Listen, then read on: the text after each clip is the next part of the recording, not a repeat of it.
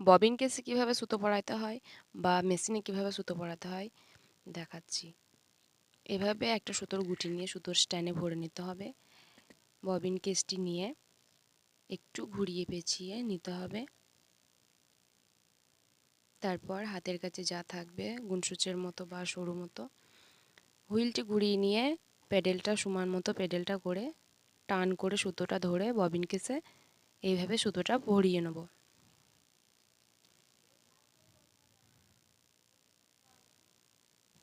ব্যাস, এবার কাটারে দিয়ে কেটে নেব। কাটার পরে কেসে আমি ববিনটা রেখে ভরে নেব। এরপর আমি ববিন কেসের ঘাঁটিতে কেসটিকে পরিয়ে নিচ্ছি। ব্যাস, আমার পরানো হয়ে গেছে। এবার আমি সুতো পরাবো। টেনশনে সুতোটা পরিয়ে নিলাম। এবার যেখানে যা অপশন আছে সেখানে সুতোটা পরিয়ে নিতে হবে।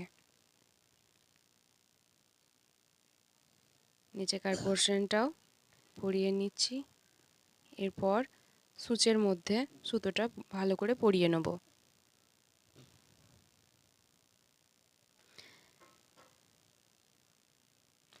হুইলটা 3বার ঘোরাবো।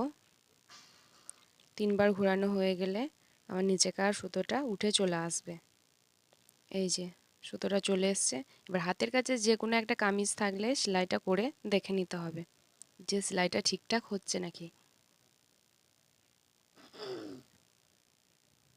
আমার সেলাইটা ঠিকঠাকই হয়েছে মাশাআল্লাহ।